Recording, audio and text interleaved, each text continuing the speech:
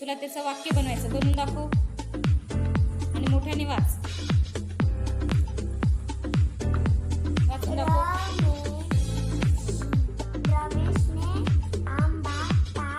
काय दुसरं वाक्य बनवून दाखव.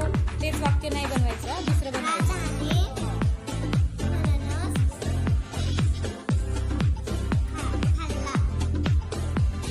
शिवानी वाक्य बनवून दाखव. मोठ्याने वाच.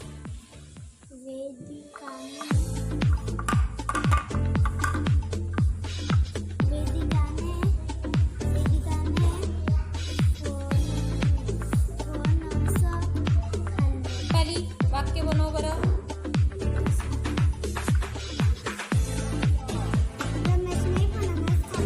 फणस आहे का ते नीट बघ.